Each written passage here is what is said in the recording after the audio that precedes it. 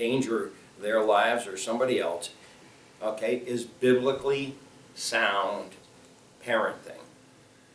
And I've given the example of, when I was in kindergarten, of course, again, little Jeffrey was about as obtuse a child as was ever born, about as bright as a lump of mud.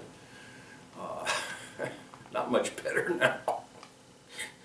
But we were standing in line waiting for the bus, kindergarten. I saw the bus coming. I dart out of line. I'm running towards the bus. All of a sudden I felt this hand snatch the back of my shirt and yank me back. And I got a swat on my backside. That was the teacher.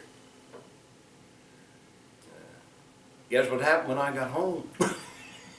I got it again. Now today, a teacher do something like that, they'd probably lose their job and get sued, and have criminal charges brought against them. And she saved my life. Okay. Foolishness bound in the heart of a child. Okay.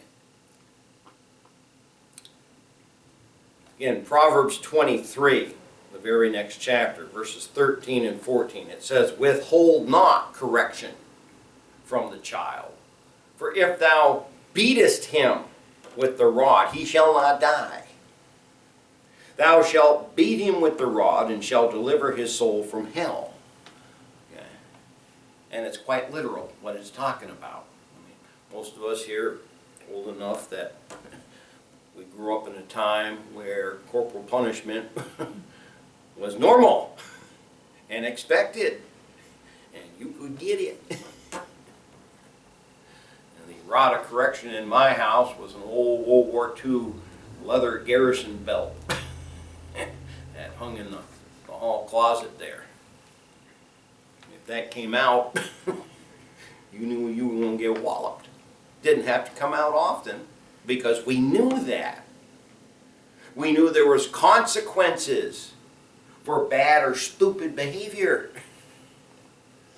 Boy, not today.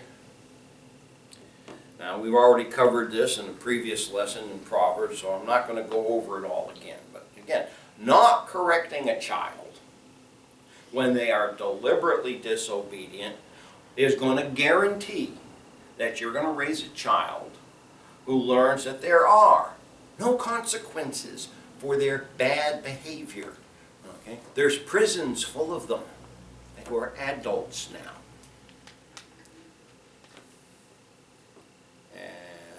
That's how they're going to think. Of course, even in the prisons today, you can't do anything with them.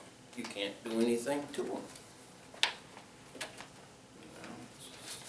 All you're doing is sending them to criminal college, where they just learn how to be even worse. And when they get back out, they're proud of their time that they spent in prison. I don't care what the world's got to say about it. Folks can try to take me to task all they want to over it. Okay, don't be calling me in the middle of the night, to go down to the police station to help you out because, Junior or little Missy got picked up at 3 o'clock in the morning.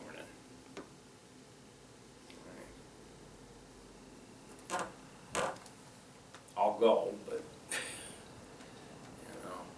that could have been fixed when they were, children, and they learned and understood. Okay, do what you're told when you're told. There's consequences for your actions. You can't behave and act any way that you want to. Again, children are unintelligent. In fact, most kids are incredibly smart. Look at most of my grandkids, boy, and they just amazes me how smart they are. Problem with children is they have no experience with life. That's what parenting's all about. Teach them about the experience of life so that they don't make those dumb mistakes. I was listening to one fellow talk about how we grew up. back in the 60s and stuff, and some of it's even a little earlier than that, you know. And we look at, you know, how they are with kids today, where you know, it's like they roll them up in bubble wrap before they let them out of the house, if they let them out of the house.